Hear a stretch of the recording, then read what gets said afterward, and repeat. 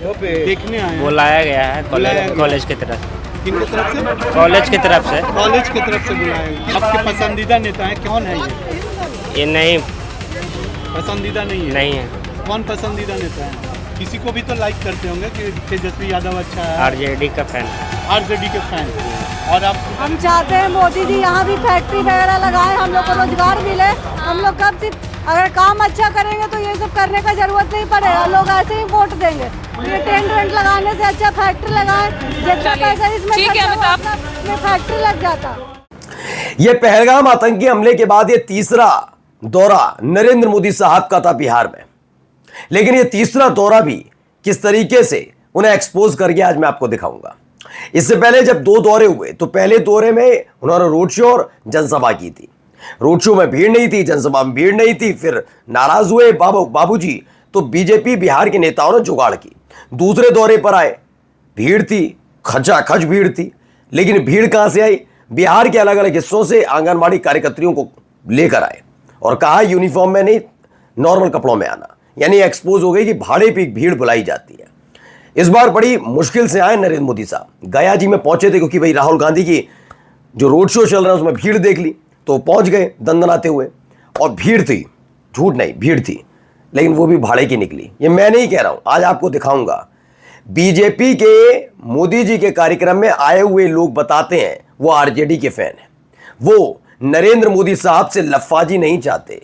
वो कहते हैं फैक्ट्री लगवा देते इतने दिनों में, तो ये तंबू बंबू गाड़ने की जरूरत नहीं पड़ती। मैं नहीं कह रहा हूं, मेरा चैनल नहीं कह रहा, सुनवा दूंगा। खबर तो ये भी है कि जो संसद में गूंजा था उनके आने पर, वैसे ही कुछ नारे लगे हैं, वही वाले गद्दी छोड़ वाले। वो भी दिखाऊंगा, कोई किसने दावा किया, कहां से वीडियो आई, ये तमाम चीजें। और खबर तो दिल्ली से भी है दोस्तों। दिल्ली में आपको मालूम है ना, रेखा गुप्ता जी के साथ जो हुआ, गलत हुआ। मैं ये नहीं कहता सही है, लेकिन गलत हुआ। फिर भी दोबारा वैसा ही कुछ होते होते बचा है। जी हाँ, नमस्कार, मैं हूं प्रज्वल गौतम और आप देख रहे हैं the live TV. The live TV, सच सबसे आगे। शुरुआत इस खबर के साथ करने जा रहा हूं।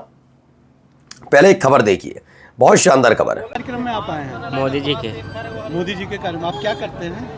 पढ़ाई करते हैं। पढ़ाई करते हैं। किस उद्देश्य से आए? देखने आए, सुनने आए हैं या बुलाया गया आपको? देखने आए हैं। देखने आए हैं। बुलाया गया है कॉलेज की तरफ। किनकी तरफ से? कॉलेज की तरफ से। कॉलेज की तरफ से बुलाया गया। किस कॉलेज के छात्र हैं? ITI, गवर्नमेंट ITI महाकार का। वहाँ से आप लोगों को बुलाया गया? जी हाँ। तो नरेंद्र मोदी की आप सुनेंगे? जी। आपके पसंदीदा नेता है कौन है ये नहीं पसंदीदा नहीं है। नहीं है। कौन पसंदीदा नेता है? ये हम सुनते जाइएगा, अभी पूरा बयान सुनना है आपको है या नहीं है ये आपको पता नहीं है? अच्छा, किसी को भी तो लाइक करते होंगे कि तेजस्वी यादव अच्छा है। आरजेडी का फैन। आरजेडी के फैन। नरेंद्र मोदी साहब की रैली में आरजेडी का फैन पहुंचता है क्योंकि कॉलेज वालों ने कहा जाना जरूरी है। अब आप सोचिए, जब दिल्ली से एक आवाज उठी थी, याद है, शिक्षकों से और सफाई कर्मचारियों से कह दिया गया था नहीं आए तो नौकरी चली जाएगी। अब इस बच्चे से या फिर इस कॉलेज, इनके कॉलेज के लोगों से क्या कहा होगा? मान्यता चली जाएगी। हो सकता है इसीलिए ज़बरदस्ती अपने कॉलेज में पढ़ने वाले बच्चों से कहा आ जाना भाई, वरना ऐसा ना हो मान्यता चली जाए। हो सकता है ये, जब आप खुल्लम खुल्ला दिल्ली के टीचर्स को, दिल्ली के सफाई कर्मचारियों को धमका सकते हैं नौकरी चली जाएगी, तो यहाँ कुछ भी हो सकता है। लेकिन उस बच्चे ने पोल खोल दी। उसने कहा मन से नहीं आना चाहते थे, हम सुनना तक नहीं चाहते इस आदमी को, हम तो आरजेडी के फैन हैं, लेकिन हमें जब कहा कॉलेज वालों ने तो हम आ गए। चलिए अगली खबर देखिए। देखिए एक और बयान सुनिए, एक नहीं है, दो नहीं है, बहुत सारे दोस्तों, बहुत मजा आएगा अभी आपको, सुनिए। हम चाहते हैं मोदी जी यहाँ भी फैक्ट्री वगैरह लगाए, हम लोग को रोजगार मिले। हम लोग कब से अगर काम अच्छा करेंगे तो ये सब करने का जरूरत नहीं पड़ेगा, लोग ऐसे ही वोट देंगे। ये टेंट वेंट लगाने से अच्छा फैक्ट्री लगाए, जितना पैसा इसमें फैक्ट्री लग जाता। ठीक है अमिताभ, बाकी नजर आएगी जब प्रधानमंत्री यहाँ पहुंचेंगे। और यानी प्रधानमंत्री जब आने वाले थे बिहार के गया में, उससे पहले वहां भीड़ जमा की थी, भाड़े की भीड़ बुलाई गई थी। मैं नहीं कह रहा, आपने सुन लिया किस तरीके से जबरदस्ती अलग अलग तरीके से पहुंच जाना। मोदी जी आ रहे हैं, मोदी जी खुद भी जानते हैं, उन्हें कोई सुनना नहीं चाहता, वो खुद अपने आप को शायद ना सुनना चाहे। खैर उनसे मैं बात नहीं कर रहा। लेकिन बच्चियों ने क्या कहा? बच्चियों ने जैसे ही कहा कि थोड़ा लगा देते फैक्ट्री वगैरह, तब तो कह रहे थे ना 2 लाख करोड़ या 5 लाख करोड़, 5 लाख करोड़ या 10 लाख करोड़। लफाजी करने वाला प्रधानमंत्री होगा तो यही होगा। आज 11 बरस बाद भी उस आदमी के आने के दौरान बच्चियां यही कह रही हैं फैक्ट्री नहीं लगी। गया को गया जी कहने से कुछ नहीं होने वाला जब तक आप इंसान की कद्र नहीं करते। और धिक्कारता हूं ऐसे राजनेताओं को जो नाम बदलने को बहुत बड़ी बात बताते हैं। धिक्कारता हूं तुमको, तुम्हारी राजनीति को, कि तुम सुबह शाम इसी में लगे रहो कि फलाना जगह ये कर दिया और हिंदू खुश हो गया।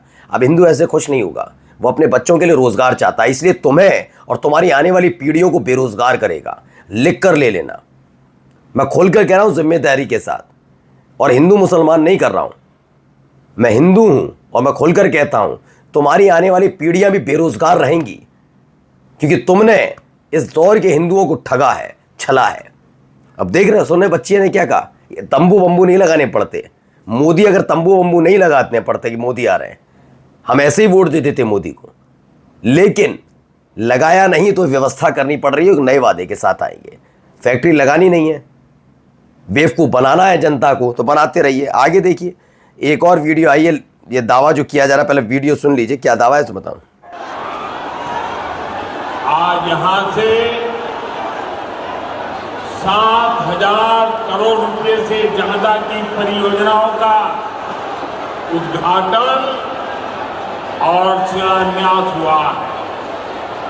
मैं आप सभी, पहले तो मैं इस जो खबर है उस पर बाद में आऊंगा। अभी इससे पहले मैंने बच्चियों के बारे में सुना है 7,000 करोड़। नरेंद्र मोदी साहब, कभी कभी थोड़ा भी नैतिकता थोड़ी बाकी लगती है कि मैं इतने साल से प्रधानमंत्री हूं और जब जब बिहार आया तो लोगों को बेवकूफ़ बनाया। कोई बच्चियां फैक्ट्री की बात कर रही हैं, इसका मतलब क्या किया आपने? कुछ नहीं किया, आप शून्य है, नील बटा सन्नाटा, आप और आपकी सरकार।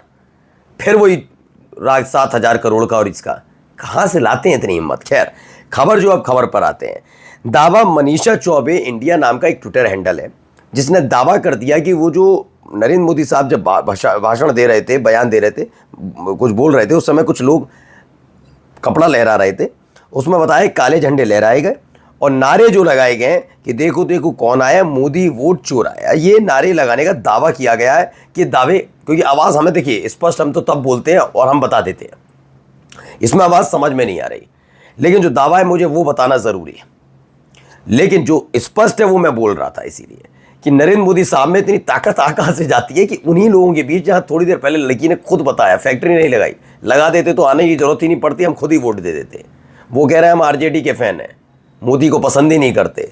ये तो स्थिति बनी हुई नरेंद्र मोदी साहब, क्या चुनाव है? फिर कहते कि हम नहीं हम तो नैतिकतावादी हैं, हम तो वोट चोरी वाला कोई मसला नहीं, हम तो कुछ नहीं करते। अरे जनता, ये मैंने इसलिए कह रहा हूँ कि हमने देखा 2014 का दौर, 2014 में वाकई जनता पसंद करती थी, वाकई ऐसा लगा था कोई बदलाव होने जाए। और मैं कहता हूँ जनता इन्हें पसंद नहीं करती थी, उस समय कांग्रेस के खिलाफ ऐसा माहौल बना दिया था कि कांग्रेस से नफरत करने लगी थी, इसलिए इन्हें पसंद करने लगी थी। आज उल्टा है, आज इनके साथ वही है जो उस समय कांग्रेस के साथ था। खैर, ये समझ गए।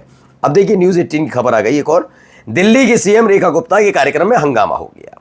अब हंगामा कैसे क्या हुआ है वो पहले मैं आपको दिखा देता हूँ। ये तो हंगामा इनकी आदत ही बन गई है। अब क्या हुआ वहां पर, पहले देखिए, एक खबर निकल कर आई। भारत माता की।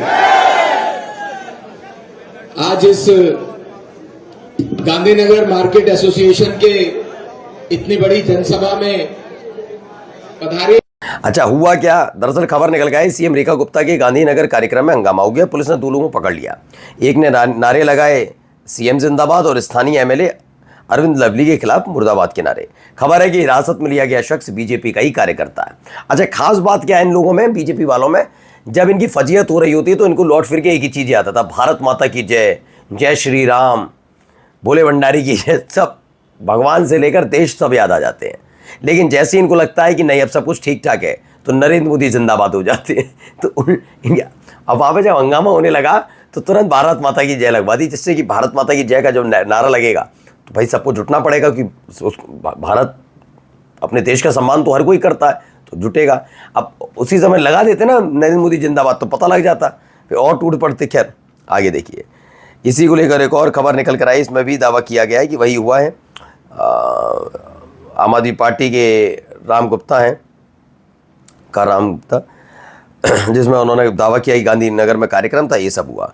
अब आइए जरा यहाँ क्या बदतमीजी की जा रही, खुल्लम खुल्ला वो बदतमीजी का नुमाइश भी देख ली क्या हो रहा है। पहले वीडियो में देखा जा सकता है भगवा गमछा पहनकर कुछ बजरंग दल के कार्यकर्ताओं ने महिला के साथ मारपीट की, उनके कपड़े खींचे और काफी गंदे गंदे इशारे भी करते दिख रहे हैं। मैं भी एक हिंदू हूँ और हमारे हिंदू समाज से आती हूँ, जहाँ श्री राम ने स्त्री की इज्जत बचाने, स्त्री का सम्मान बचाने के लिए रावण दहन किया। अब जो हरकतें कर रहे थे, क्या आपको लगता है कि इनकी माँ बहनें या बेटियां इनके साथ भी, पहले बेटियां तो होंगी नहीं क्योंकि शादियां, कोई पिता ऐसा नहीं होगा इन लुच्चों के साथ अपनी बेटियों को ब्याएगा, तो उम्मीद ही नहीं है।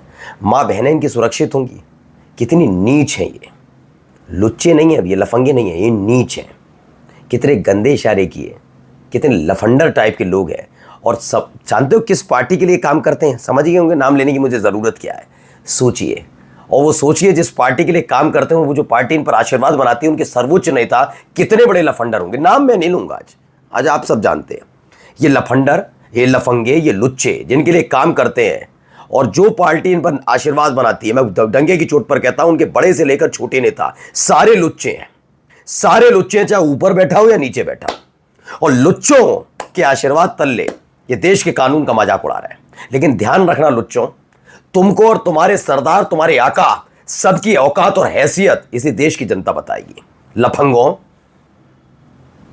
तुम जो कर रहे हो ना वो तुम्हारे सगे, और आने वाले वक्त में वैसे भी तुम अपने ना अपनी माँ के सगे, ना अपनी बहन के सगे, ना बेटी के सगे, ना पत्नी के सगे। तुम कितनी गंदी हरकतें कर रहे हो। खबर क्या है बताता हूं, खबर भी बिल्कुल सही जगह से आई। छत्तीसगढ़ रायपुर, ईसाई महिलाओं के साथ बजरंग दल के सदस्यों ने पुलिस की मौजूदगी में धर्मांतरण का आरोप लगाकर अश्लील इशारे किए, 200-300 रुपए में चलने की पेशकश की और मणिपुर बनाने की धमकी दी। सनद रहे मणिपुर में ईसाई महिला के साथ रेप कर उसे नग्न घुमाया गया था। तो उस आधार पर, जिस पर हमारे देश के प्रधान सेवक संसद के अंदर तक नहीं आ पाए थे और बाहरी माइक पर 30 सेकंड बोलकर निकल गए थे। यह दमदार है, 56 इंची सीना वाला आदमी संसद से तुरंत बाहर निकल गए, 30 सेकंड बोले थे। क्योंकि उस दिन बोलने आना था, बड़ी बड़ी लफ्फाजी करनी थी, बड़े बड़े लेटर लिखवाया गया था, भाषण कर नहीं पाए। क्यों नहीं कर पाए? कि उसी दिन सुबह मणिपुर से एक तस्वीर आ गई थी और मणिपुर बीजेपी शासित राज्य, आईना कैसे, मुंह कैसे दिखा पाएंगे? मुंह तभी दिखा पाएंगे ना जब लायक होंगे। कि दूसरों को बहुत आईना दिखाते हैं, तुम वो 50 करोड़ की गर्लफ्रेंड, ये तो हमारे देश प्रधानमंत्री की भाषा शैली है महिलाओं के लिए, तो क्या मुंह दिखाएंगे? और खैर, इनका सरदार कौन है मुझे बताने की जरूरत नहीं, कमेंट कर सकते हैं आप, समझ सकते हैं इन लुच्चों का सरदार कौन हो सकता है। आगे देखिए, समाजवादी पार्टी की तरफ से बाराबंकी के बाद अब कासगंज में वोटरों ने अखिलेश यादव को बताया सही, बोले डीएम के दावे झूठे। उत्तर प्रदेश के बाराबंकी के बाद अब कासगंज विधानसभा में भी वोटर्स अखिलेश यादव के समर्थन में उतर आए। उन्होंने क्या बताया? मतदाताओं का दावा है कि अखिलेश यादव जी ने वोटर लिस्ट से नाम काटने की जो प्रमाण प्रस्तुत किए और दावे किए वो सही हैं, और चुनाव आयोग और डीएम ने जो दावे किए वो सब गलत है। यानी आपकी चोरी एक एक जगह पकड़ी जा रही है, मैं नहीं कह रहा हूँ, वहाँ के लोग कह रहे हैं। और जाते जाते देख लीजिए, कल तक जो मुद्दा उठाया जाता था उसे हवा में उड़ाते थे, देख लो हवा में कौन उड़ गया। आवारा सांड के हमले में बीजेपी के कार्यकर्ता एवं बूथ अध्यक्ष सुरेंद्र शर्मा की मौत हो गई। यूपी के बिजनौर में गुरुवार शाम को एक आवारा सांड ने भाजपा बूथ अध्यक्ष सुरेंद्र कुमार शर्मा पर हमला कर दिया। देख लीजिए। नमस्कार।